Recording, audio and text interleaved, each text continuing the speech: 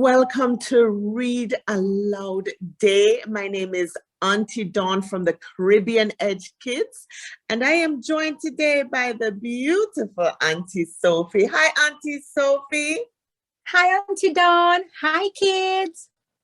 We're so excited to read aloud for you, and our book of choice is Liar, Liar, Pants on Fire. And what a beautiful story this is. We're so excited to share with you. So let's begin. Savannah was putting away the laundry when she heard a knock on the door. Her Uncle Mark came running from the back room. Tell them that I'm not here, he said in a hurried whisper. But you are here, replied Savannah. Little girl, don't cause me any problems. Tell them send me no there. Savannah wasn't sure how her uncle knew who was at the front door, but she certainly didn't want to cause any problems for him, as he is the one who takes care of her grandma and herself.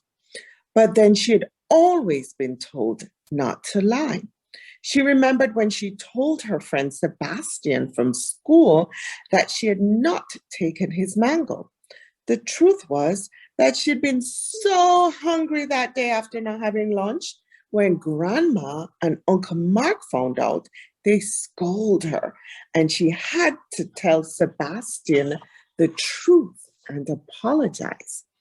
Even though confused, Savannah figured she better be obedient and went to the door. She slowly opened it as Mr. Brown, the landlord, stood on the front step looking annoyed. How you do, Savannah? Where is your uncle? Is he home? He asked.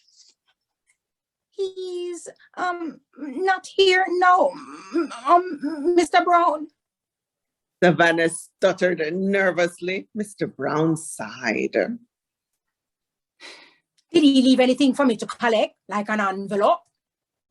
Savannah was clearly not prepared for that question as she blurted out, "Oh, let me go ask it." She quickly realized what she did as Mr. Brown's eyes opened wide. Savannah put her hands over her mouth as Uncle Mark sheepishly came out from the hallway closet. Just then, Grandma walked up the path and came up behind Mr. Brown. "Yes, Mr. Brown?" Grandma said as she looked at him strangely.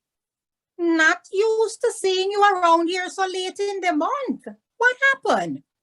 Mr. Brown seemed cross and replied, "What happened is your son hiding me out for the rent money and making poor little Savannah lie for him, telling her to tell me he is not here." "Is that so, Mark?"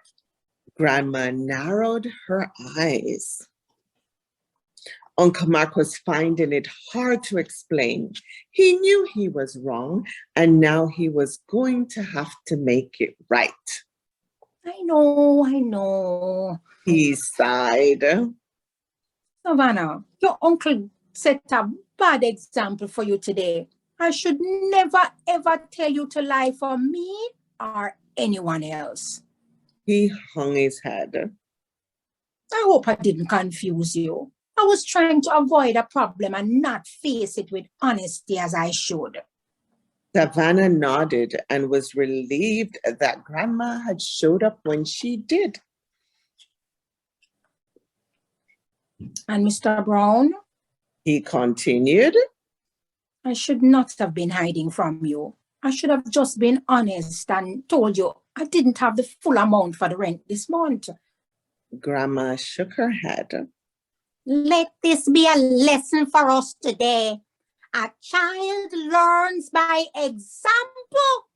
Of course, we all make mistakes, but we have to be more aware of the confusion we cause when we don't practice what we preach."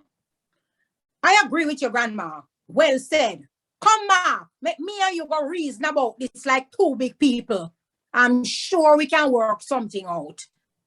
Mr. Brown replied as he led the way inside the house. Grandma took Savannah by the hand and stroked her hair. You're a good girl. None of us are perfect and we make mistakes. I always want you to feel as if you can ask me to explain anything you are uncomfortable with, and we will work it out together. Thanks, Grandma. I love that you're here to guide me, she said as she squeezed Grandma with a tight hug. Let's go finish up the laundry. The And what a lovely story, Aunty Dawn. Thank you so much for sharing with me and sharing with the kids.